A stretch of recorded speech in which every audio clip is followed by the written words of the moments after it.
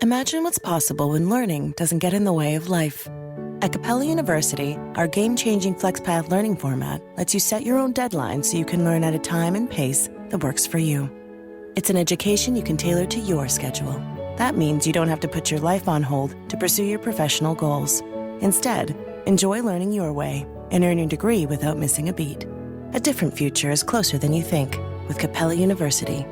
Learn more at capella.edu.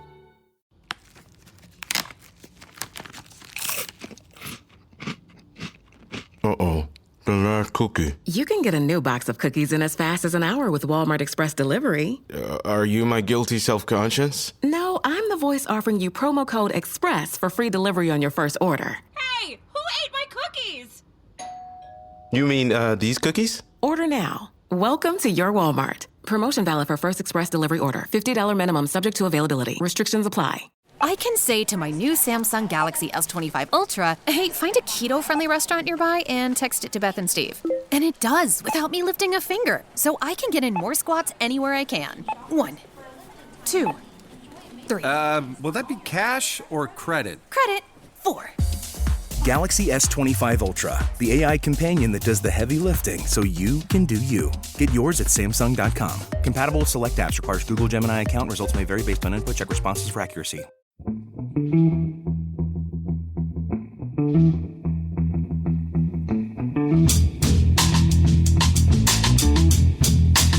Hello and welcome to The Price of Football, the show that looks at the money behind the beautiful game with me, Kevin Day, and Liverpool University's Kieran Maguire. Apologies for the chuckling there, everybody. It's just that Kieran counted me in the style of a 1970s DJ. Get off. This is a rather fetching shirt you're wearing now. It looks like an Irish football team, is it, Kieran? It is. It's my last seminar with my football finance class. So what better way to go as a crossover, first of all, between my Irish heritage, secondly, a football shirt, and thirdly, Fontaine's DC, my favourite band of recent years, who I am now feverishly, desperately trying to get a ticket to see at Finsbury Park in July. It's sold out instantly. Oh, no. So I'm now looking at the secondary market, shall we say, turning myself into one of those people that I don't want to turn myself into. I'll tell you what. I'll get Ed to have a word with his mate's kneecap. See if they can get a ticket for you. Yes, he was in the video with him back in the day. So, oh, was he? Yeah. Oh my word! Have you seen the film? No. Oh, a cracking film. Watch it now. Oh, the kneecap film was brilliant. You need to watch that. We shouldn't be blethering on, Kieran, because it's news day. It's quite a light news day today, Kieran, which has nothing to do with the fact that both of us have got somewhere else to be in an hour's time. Like they used to say about newspapers, isn't it amazing how there's always just enough news every day to fill the newspaper?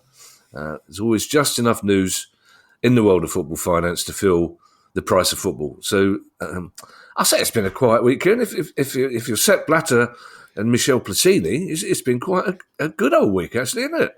I think the champagne corks will have been popping. Yeah. It's transpired that Sepp Blatter and Michel Platini have been acquitted of charges that were levelled against them by the Swiss prosecutor. This is a very weird and wonderful tale, just as you'd expect to be in the murky world of FIFA.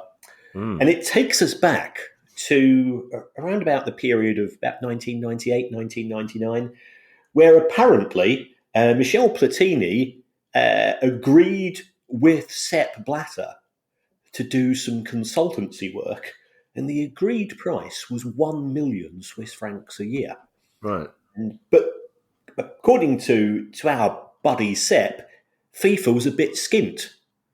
So they only paid him 300,000 Swiss francs each year. And then when FIFA had a successful year, i.e. the 2002 World Cup, I think the remainder was paid. And Sepp said, there wasn't a contract for this. There wasn't an invoice as such. It was just money was transferred to Michel Platini's account. It's a gentleman's agreement. Yeah, and if there's ever a person who I describe as a gentleman, it would, of course, be Sepp Blatter. Of course. Integrity is his middle name. Then in around about 2014, I think it was the FBI raided the offices of FIFA. This was following the award of the World Cup to Russia and Qatar. And these Swiss authorities got involved as well. And they went through some of the books of FIFA and they go, what's this mysterious payment to Michel Platini? And Sepp Blatter said, we're gentlemen. It's a gentleman's agreement. It's got absolutely nothing to do with all of the scurrilous and uninformed and frankly outrageous suggestions that he wasn't going to run to be head of FIFA and instead he was going to back Sepp Blatter. Things like that was. So the Swiss prosecutor said, that sounds a bit Jimmy Hill to me. And therefore decided that they were going to prosecute on the basis that this was a misappropriation of payments. I think it's fair to say that FIFA don't really want to get involved with this, so I don't think they particularly aided the attempts at the prosecutor. The first attempt failed, and the two parties were acquitted, and the prosecutor went for a second hearing, and Michel Platini and Sepp Blatter have been acquitted there as well. So that's where we are.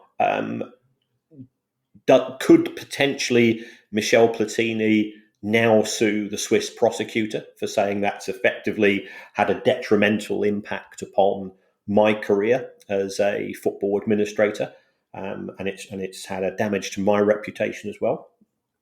I spoke to a well-known sports lawyer last night, who said it depends, which was quite committal as far as the answers I'm used to getting.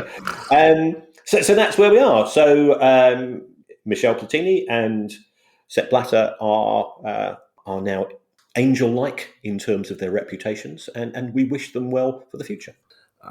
A couple of things there, Kieran. I think what Sepp Blatter and Michel Platini are at the moment is managing hangovers. That'll be what they're doing just at this moment. Whether they went out together to celebrate, I don't know. And let's not call FIFA murky, Kieran. Not less than a week after a nice young man from FIFA came up to us to say that they wanted to reach out and get somebody on the phone. On the phone, it would be on the pod. Is what I mean. So this initial charge, Kieran, about the money played to Michel Platini, this was before he was the head of UEFA, was it? No, he was head of UEFA at the time. Right. I think he'd proven to be quite a combative administrator. He's got lots of ideas. As well as being, we're both old enough to remember him as a footballer. Oh my God, yeah! And he was just the best on the planet for that period of 2 or 3 years. So he transitioned from dressing room to boardroom very successfully. God knows, Kieran. Nobody loves the transfer window more than you and I, Kieran. We see somebody left, somebody in a huff, somebody slammed the door and went out. Yes. Just the mere mention of the transfer window. But be still my beating heart, Kieran, because for those of us who loved the summer transfer window, it's good news ahead, isn't there?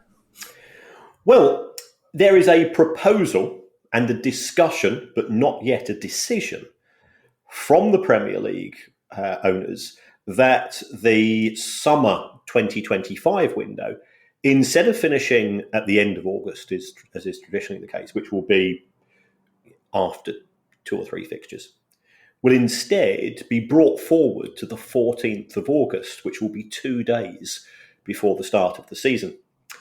And we did have this, I think it was in 2019, and then it was abandoned. But it's reared its head again. There are both pros and cons of this, and remember, this is a football finance show, so we're looking at really through a financial lens. The pro perspective is that it gives fans, big stakeholders in the game, and it gives managers a degree of certainty. This is going to be my squad from now until the start of January. And What you don't necessarily want is on the 29th of August for somebody to come in for your breakthrough player or one of your star players, puts in a big bid. This was the centre forward, this was the centre half, this was the goalkeeper. It doesn't matter what the position is, who was going to be first choice for the season. And then all of a sudden you are left scrabbling around and the season's already started. From a fan's point of view, if you know that another club's in the Premier League's interested in one of your players, do you want to get that player's name on the back of your shirt? If that player 2 weeks after the start of the season goes off to go and play for a club that you don't like. So there are arguments for and against. There's also, again, looking at it through a financial lens, and I was talking to somebody at what we might describe as a middle-class club in the Premier League. And they say... Brighton? No, okay. They don't talk to me. I can't think of any other middle-class club in the Premier League, Kieran. Fulham. Oh, Fulham. It'd be Fulham then. Okay. and they said there's 38 Premier League games. If the window is at the end of August, that gives us the flexibility that if we've signed somebody and we realise we've signed a dud, that we can replace them. So, and the bigger clubs can afford to do that. They can afford to have bigger squads. So what happens if a player gets injured? It does their cruciate in the first game of the season, and all of a sudden you've lost. You think about Manchester City losing Rodri. Well, if that had happened after the window had shut for a smaller club, that could absolutely hammer that club in terms of its progress that particular season, whereas the bigger clubs can afford to keep bigger squads and so on. So that's one of the downsides. The other downside is that we might be an island, but we don't live in isolation as far as the football world is concerned. So what happens if the transfer window closes? Or actually, the proper description is slam shut. That's what transfer windows do. Whenever it slams shut, a bit like that door, a bit like that effect that we managed to crowbar in a few seconds ago. If it's not going to take place in Spain, Italy, France, Germany, and so on, does it mean that those markets are getting an advantage and could potentially, if I was a mischievous club on the continent and I was in the same competition, I target your player for the Europa League or the Champions League after the Premier League window shut, I acquire your player, you don't have enough time to get a replacement because the window's shut. So there are complications here. My response to that is that would seem a strange way to do business.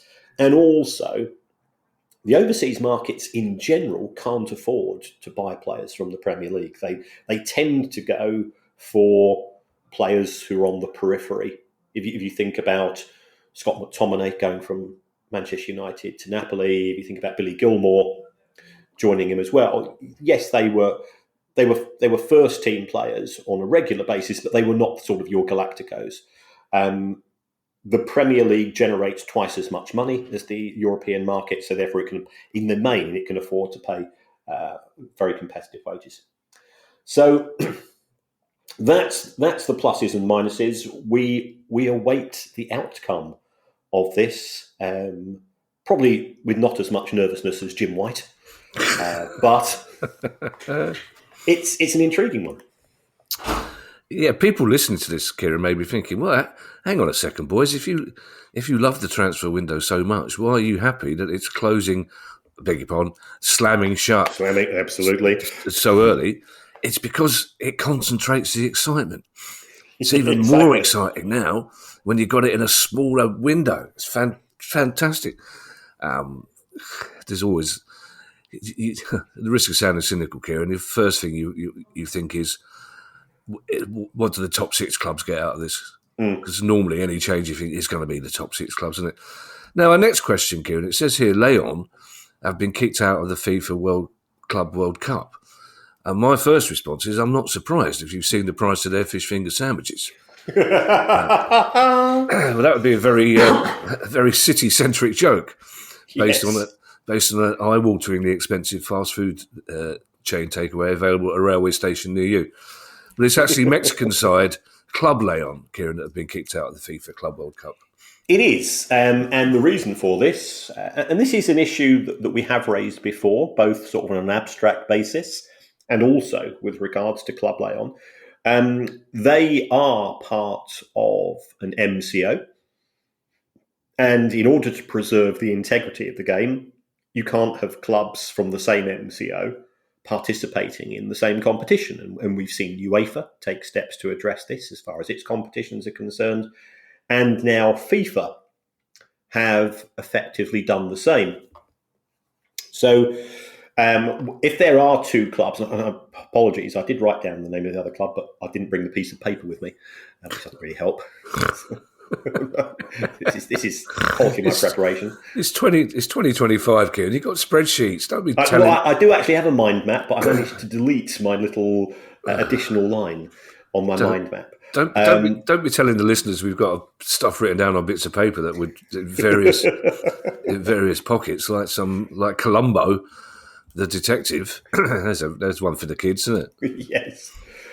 So under FIFA's rules, the side which finished highest in effectively the FIFA rankings gets priority here. So therefore, Club Leon will be barred from participation in the competition. By all accounts, they're going to appeal to the Court for Arbitration for Sport in terms of this. We do have Deportiva Alajuelense from Costa Rica saying, well, you can't have another side from Mexico participating. You can't have another side from the United States participating because under FIFA's own rules of the competition, you can have no more than two clubs from one country in the Club World Cup. So therefore, we think we should be participating. And I can just see the executives at ITV salivating at the thought, Costa Rica's highest ranking club in this competition, let's add an extra £1 to our bid for these rights. But sort of, cynicism aside, it's worth $50 million if you're a participant. And for a club in Costa Rica, that would be transformative in terms of its finances. So they've put their name forwards. I don't think there's a lot of enthusiasm from broadcasters. And this is not disrespecting Costa Rica at all. I've watched Costa Rica in a World Cup. The final decision will be made by FIFA.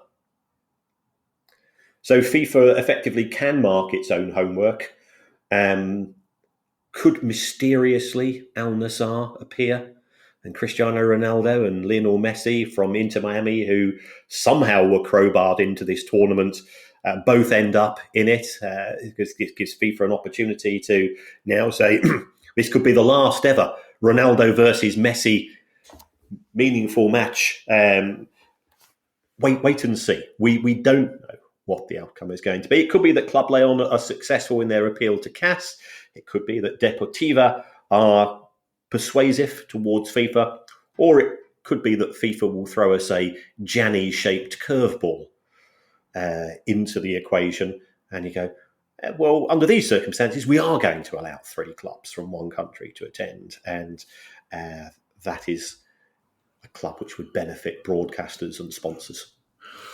I'd like to see the Costa Rican team in there, Kieran, if only for the purposes of hearing Ali McCoy's trying to pronounce the name when it's on ITV4. And also, Kieran, I feel we should apologise to the good people of Costa Rica for not the best pronunciation in the world. I'm not even going to attempt it. Yes, I do apologise, yes. Considering that for some bizarre reason, for 2 weeks, our book was the best-selling book on the Costa Rican sports book chart. Yes. So we're all for Costa Rica getting into tournaments.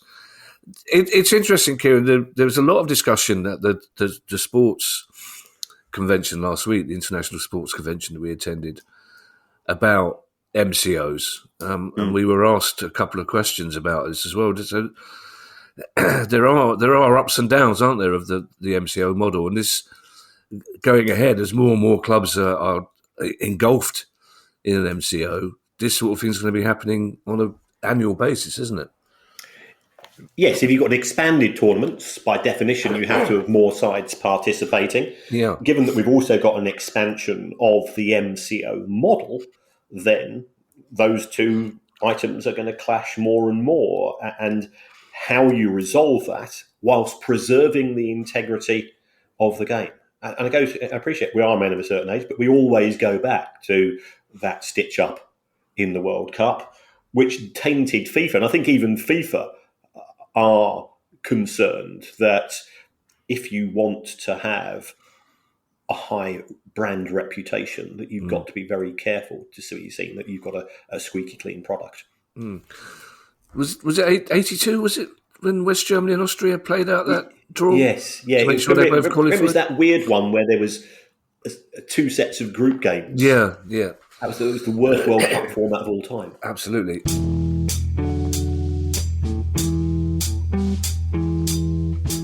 This is a paid advertisement for Shopify. I feel like I'm missing out because it seems like everyone is either starting a side hustle or becoming their own boss. And you know what they're hearing a lot? It's the sound of another sale on Shopify, the all-in-one commerce platform to start, run, and grow your business. Shopify is the commercial platform revolutionizing millions of businesses worldwide. Whether you're selling bespoke doggy treats or even yeast extract and cheese-related bakery products, Shopify simplifies selling online and in person so you can successfully grow your business.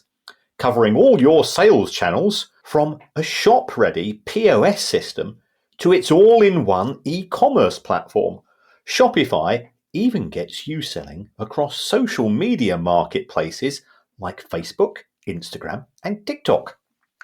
Full of the industry-leading tools ready to ignite your growth, Shopify gives you complete control over your business and your brand without learning new skills in design or coding. And thanks to award-winning help and with an extensive business course library, Shopify is ready to support your success every step of the way. Sign up for a £1 per month trial period at shopify.co.uk/price of football, all lowercase. So go to shopify.co.uk/price of football to take your business to the next level today. That's shopify.co.uk/price of football. When you think about super successful businesses that are selling through the roof like Heinz or Mattel, you think about a great product, a cool brand, and brilliant marketing. But there's a secret. The business behind the business making selling simple for them and buying simple for their customers. For millions of businesses, that business is Shopify. Upgrade your business and get the same checkout as Heinz and Mattel. Sign up for your $1 per month trial period at shopify.com/promo, all lowercase. Go to shopify.com/promo to upgrade your selling today. Shopify.com/promo.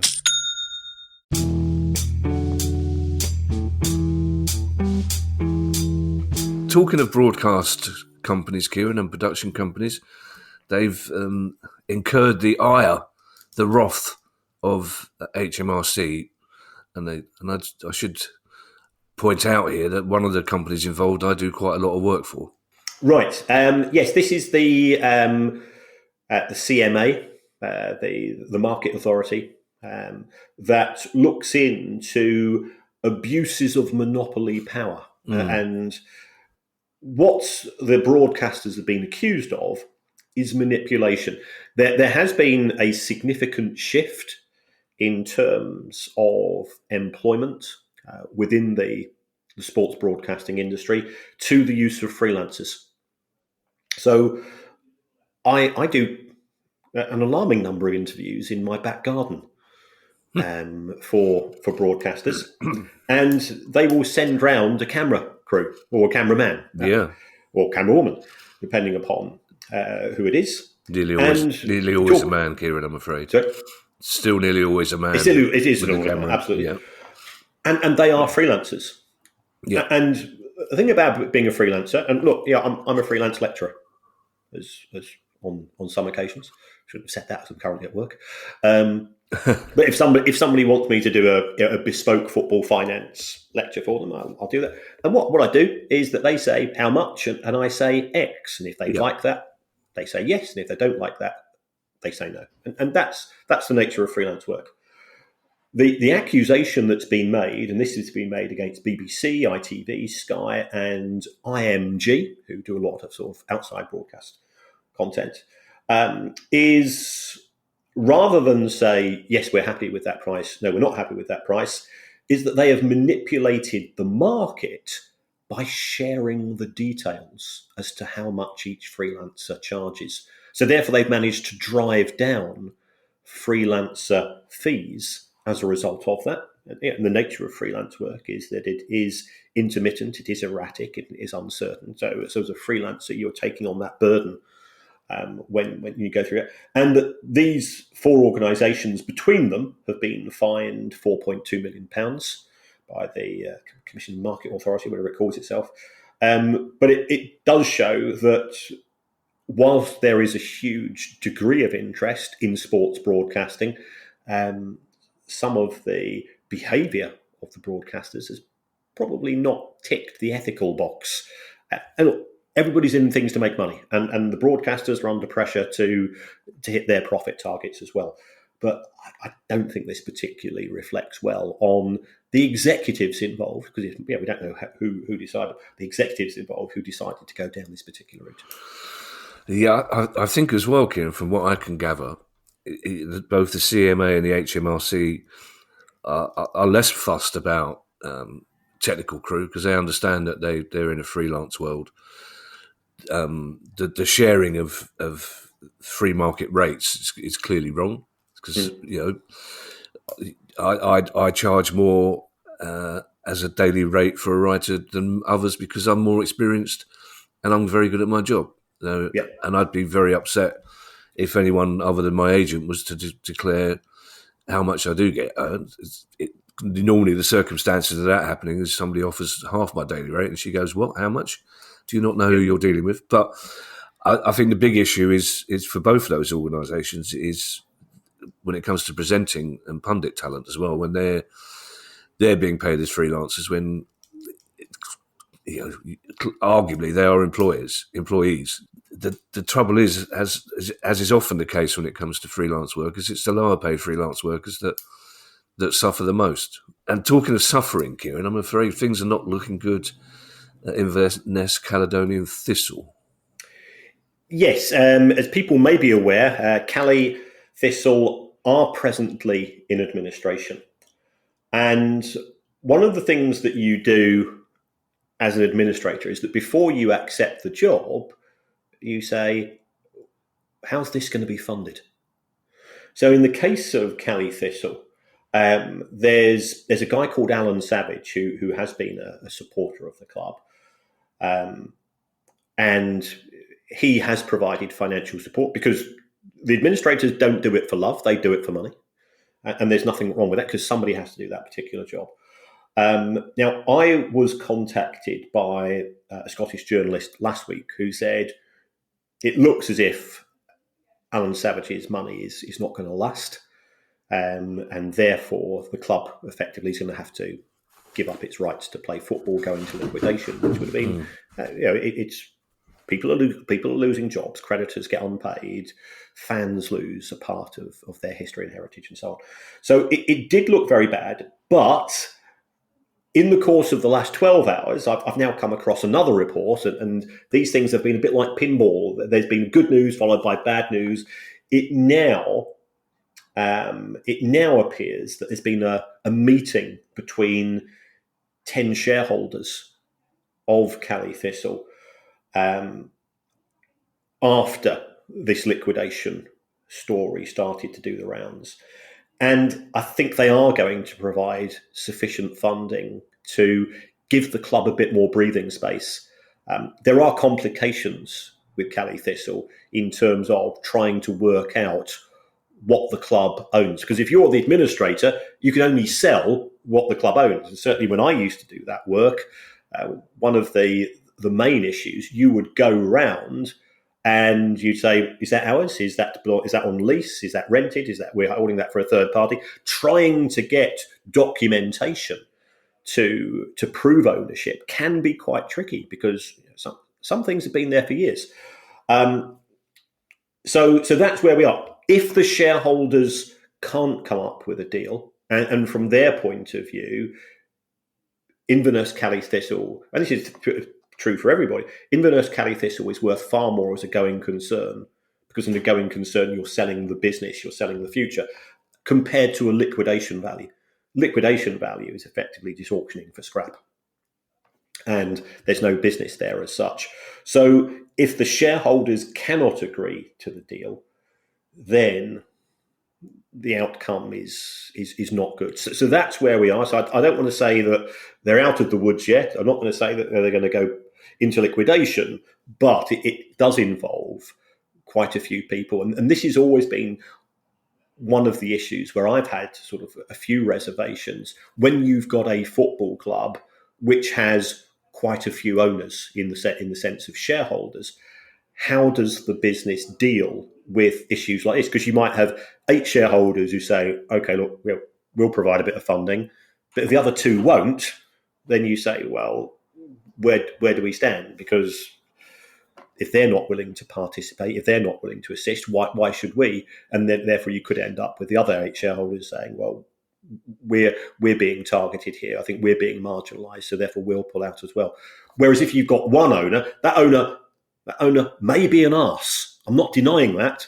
But as we saw in the case of Derby County, Mel Morris was able to provide solutions in terms of selling the stadium, which he owned privately, and also he effectively wrote off what was owed to him in order to enable everybody else to get 25%. So I'm not Mel Morris's biggest fan, and I know he's not particularly popular with Derby County fans, but that was the advantage of having a sole significant owner of the club. Is there a timescale on this, Kieran, for Inverness? Is there a? I think a decision has to be made fairly quickly, because we're recording this on the 26th of March, and there's a payroll due this week. So right. That tends to be one of the big issues. Is there sufficient funds in the bank account to allow the administrators to pay the wages this month? Or if not, then we've got a problem. Right. And speaking of owners who are arses, Kieran, we spoke at length on our questions pod about a very pressing news story, which is Reading, who are up against a fairly urgent timescale. Have we had any progress, in the last 2 days about a potential sale? Well, Reading's a really strange one. As you know, I do have a spreadsheet for every division and every year. And for me, I'm a completist. I have to have every piece of data, and it's a bit like my Panini collection. There's nothing worse. There's nothing worse than a Panini collection when you're missing one Bulgarian left back. Oh, I can imagine. Whose name you can't pronounce. Life's miserable. Yeah. And in the case of Reading Football Club, they did not publish any accounts since 2022. That is a breach of company law. That's also a breach of the EFL's own code of conduct. And that's why Reading Football Club have been subject to a transfer embargo. Yesterday, we're recording this on Wednesday. Yesterday, all of a sudden, my company's accounts alerts pinged in. Reading Football Club accounts for 2023 have come through. Oh, wow. So it's fantastic for me in terms of my spreadsheet, because that's now complete. But I don't think that was the driver of Di Yonga's decision. I don't think he was having a meeting with some of his high-profile mates and saying, Maguire's got sleepless nights. He's got 23 out of 24 clubs in his spreadsheet, and he's sobbing quietly to himself on a Tuesday night. So there has to be a motive for this. And in my view, and also if we go back to our discussion that we had on Monday, is I think this is a sign of some progress being made in terms of trying to find a new owner. Now, I'm aware that there is a bidder. What the bidder does not want to do is to acquire a football club which has an existing transfer embargo. So as a result of these accounts being submitted, the EFL is now in a position to remove that embargo. So that takes away one barrier, Right. one negative, as far as a prospective sale is concerned. So as you know, I'm very much in the half full, rather half empty camp of life. Yeah. I'm married to somebody from Scotland who acts as my counterpoint. The Baroness's private Fraser impersonations are very, very good. But I think this is a good sign. I think we can draw some encouragement from this. And most of all, I want Reading Football Club to survive. So I'm taking this as a positive. Well, that's interesting, Kieran. So these accounts then, are they only for 2023 or do they cover the period that's missing? Because like you said, they haven't submitted accounts since 2020. So are these full accounts for the whole? Yeah, we're all up to date. Oh, okay. Reading's 2024 accounts are not officially late until the 31st of March. Right. Okay. So they've still got a few days in which to submit them.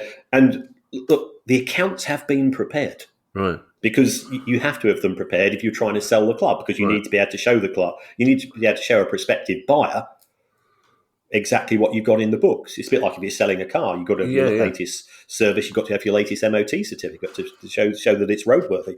So they have been prepared internally. It's just doing the physical submission to Companies House that matters now. And in your judgment then, Kieran, this potential buyer who you know, would he be looking at these accounts and going, "Oh, actually, yeah, this is a going concern. I'll push ahead with this"? I think they to have got this far down the line. I think we do have exclusivity in terms of the deal. Yeah, look, they lost £19 million in a season, but that's the going rate. That's your entry fee, effectively, if you want to be a Championship club owner. Well, that's we're not cynical, Kieran, but that's quite a cynical way of looking at it. Have you got your 20 million quid that you need to lose before you? Wow. Kieran, when producer Guy sends us the stories through, I always scan them, and for the most part, I'll go, that doesn't look good, or that seems quite, I don't know. This one, I just read the words Watford have abandoned their digital equity scheme. I just go, I have no feelings even. Well, I don't. You could have rearranged those words in any order, and I don't think you'd have felt any more for it or any less. You're absolutely right. Yes. Last year, Watford announced an opportunity for potential broader fans, digital fans, of buying a share of the club, but acquiring shares which didn't appear to have much voting power. And they had a pitch as far as the club was concerned. And I called it out. I said this was a very selective and not necessarily up-to-date set of figures. Yeah. So one of the things was once owned by rock star and superfan Elton John. Yeah, absolutely. But he sold it 25 years ago. Yeah. So, I'm not really sure of the relationship. 6 seasons in the Premier League during the last decade. That is correct. They're not presently in the Premier League. Pre-tax profit of £24.1 million in 22-23 season, believed to be the highest ever at the Championship level. Yes, that was the case, but they sold some players just before the end of June 2023. Yeah. If they'd not done that, they would have made some losses. Yeah. So there was, for me, as soon as you start to ferret around, and I like a good ferreting. Oh, you do. That you started to question the sort of objectivity of the pitch. So I think they were looking, and they were saying it valued the club at £175 million. Okay, well, that seems a bit steep to me. I think they were trying to raise something like £15 to £20 million. There was some initial interest, I'm not denying that. I think they originally got around about £3 million. And since then, they've been flatlining. So a couple of days ago, they announced that the scheme was being cancelled, and the benefits of being an investor were intangible benefits. You know, things like choosing I don't know, choosing the guest pie flavour or the colour of the corner flags, or some of these things which you go, I'm not really sure I'm prepared to pay money for that. So Watford and Republic, and look, there's nothing wrong with trying to pitch new ideas. So I'm not being a Luddite here. But what I didn't like was what I felt was that the wording was very timeshare in terms of not giving a full story. So the club has cancelled the scheme, and everybody involved will get a full refund of their invested funds in the coming days. So I think Watford deserve to be applauded for that. They've tried something different. Okay, it's not worked, but that's where we are. So I think they've done the right thing. I'm not sure that football is necessarily ready for an investment vehicle like that. You've answered the only question I had, Kieran, recently. It would have been very distressing to learn that some Watford fans had lost money here. But if, as you say, there's been a full refund, then fine, forget about it, move on, find a different idea. Yes. Yeah, okay. I'm really looking forward to reading out our penultimate story, Kieran, because it sounds exactly like the closing story on any regional news broadcast on any given day of the week. And here we go. Finally, could 100,000 people run a football club effectively? We sent Kieran Maguire to Weston-super-Mare to find out. Yes, indeed. This is an organisation called FC 100,000. Yeah. And their idea was to have some form of subscription model where you put in, I think it's a £5 a month, and the football club, the FC 100,000, invest in a football club. Now, the guys were involved with Ebbsfleet. Yeah. I think it's fair to say that initially started well, and things then started to fall apart. They've come back with this. They have asked if they can come on the show and have a discussion with us. They have been talking, by all accounts, to a few football clubs, one of which was Scunthorpe United. And that started to break a few days ago. I think it's fair to say that the reaction of the Scunthorpe United fan base was hostile. My conversations to date indicate that there had been no agreement between Scunthorpe United owners and FC 100,000, but discussions had taken place, as they had taken place with other people as well. So I can understand the reaction. I don't think Scunthorpe United would have been an ideal choice, even though the problem that the club has is it's losing money month after month. Yeah. So where is that fair on the existing owners who have inherited a mess which is being created by the two previous owners, Peter Swan and David Hilton, also known as David White, also known as David Anderson, also known as Tommy Ten Names. So who's at another football club, which I can't name at present, but that's a separate story. So that's sort of the model. So we have invited FC 100,000 on for a chat. I'll be honest, we're not going to be cheerleaders of the scheme. I have a fairly high degree of skepticism in terms of not of the integrity of the people involved, in the ability of the model to deliver. But we will give them the opportunity to express their views. All I would say is that if I was a Scunthorpe United fan, I would have said it's too soon for my club, having been what we've been through recently. But I'm also, as a fan, I'm not the person trying to find the 50 to 60 grand a month to subsidise the club, which is going through at present.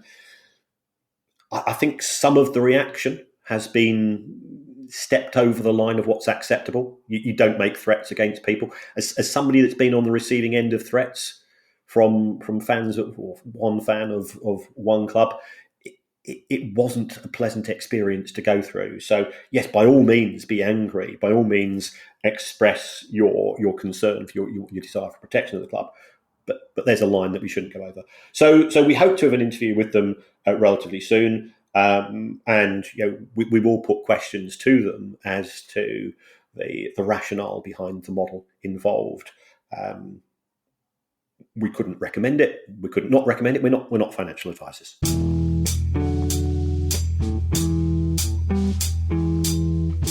This episode is brought to you by Audi. The road is calling. Embrace the thrill of the drive with the all-new, fully electric Audi Q6 e-tron. Featuring effortless power, serious acceleration, and advanced Audi tech. It's not just a new EV. It's a new way to experience driving. The all-new, fully electric Audi Q6 e-tron is here. The next chapter of Audi starts now. This episode is brought to you by Indeed. When your computer breaks, you don't wait for it to magically start working again. You fix the problem. So why wait to hire the people your company desperately needs? Use Indeed's sponsored jobs to hire top talent fast. And even better, you only pay for results. There's no need to wait. Speed up your hiring with a $75 sponsored job credit at Indeed.com/podcast. Terms and conditions apply.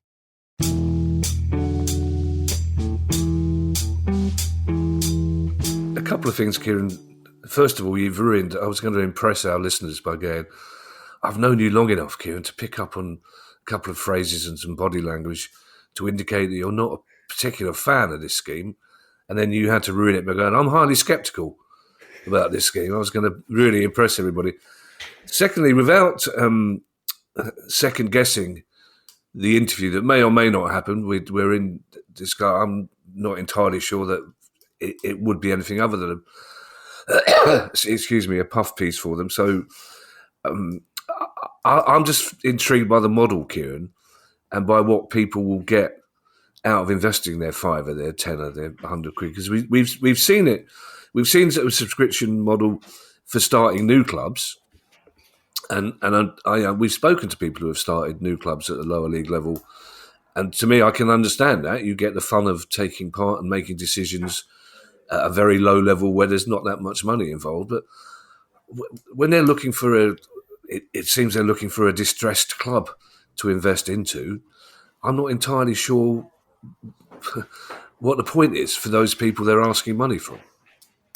Yeah, I mean, I have those reservations. Return on investment here is intangible. So why invest in the first place? And we're a subscription model here at Price of Football. We can say, well, what are you getting? You're getting some intangible benefits, but you're getting earlier access. You're getting no advertising. You're getting effectively a live mini show each month, and so on. And we think we're giving value for money. Yeah. What would you be getting as a third party investor in a football club? Well, I think we should. Yeah, we've always said we will talk to people. So if they want to come on, if they want to take us up on that, then we'll take it from there. I'm delighted to say, Kieran, that sounded very local news as well, didn't it? I'm delighted to say that Mrs. Barrett's ducks have made a full recovery. I'm delighted to say, Kieran, that our final story is not only a positive one, but it involves my club.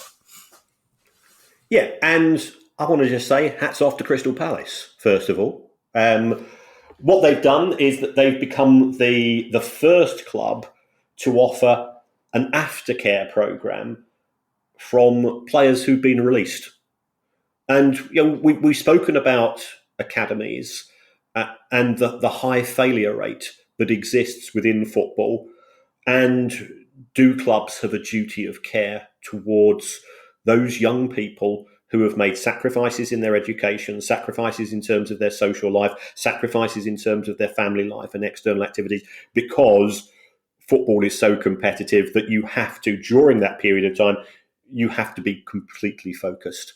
And that could be to the detriment to the rest of your adult life. So Palace have announced that. I think it's, they should be applauded for doing the right thing. B, this is a football finance podcast. What are the benefits to this?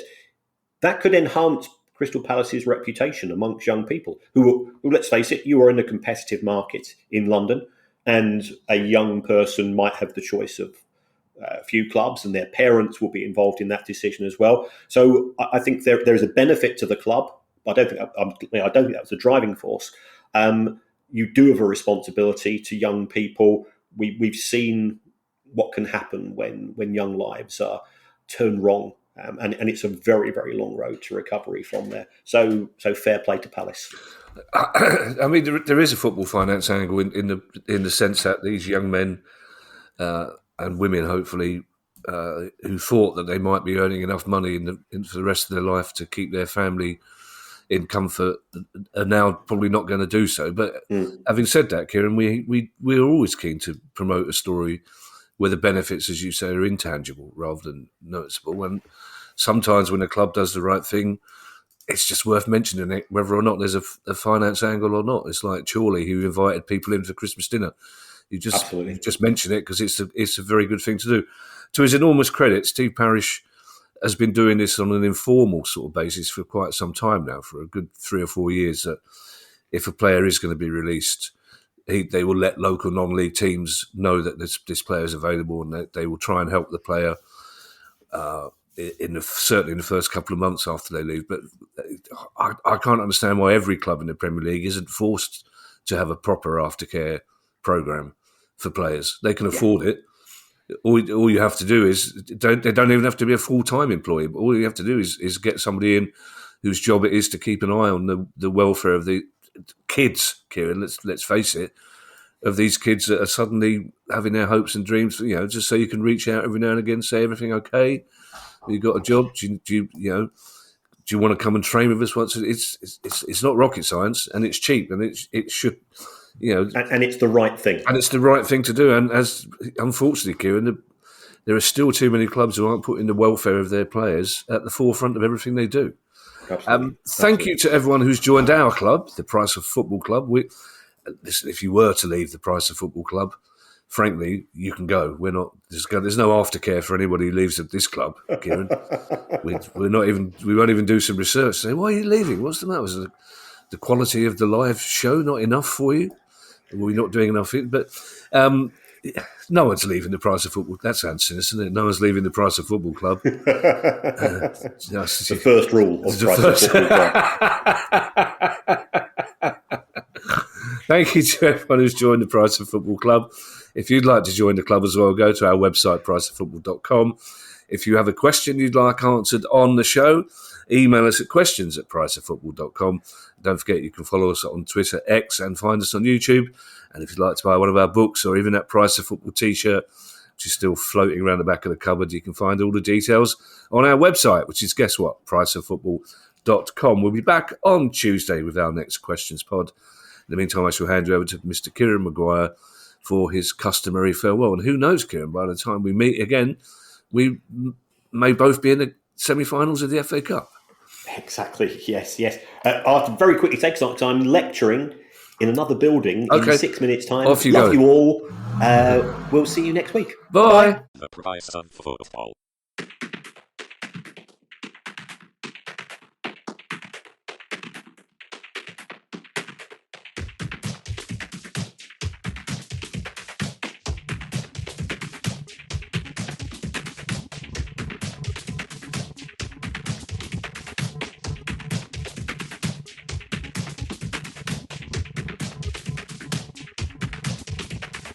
The Price of Football. This is Ali Maxwell from Not the Top 20 podcast, the number one EFL podcast covering the Championship, League One and League Two. Every Monday, our show is teeming with talking points and surprise results. These leagues and the characters within them are unpredictable and constantly entertaining in their nature. And we never have to speak about VAR. Subscribe to Not the Top 20 podcast on your preferred podcast platform and dive into the best, most in-depth EFL analysis around.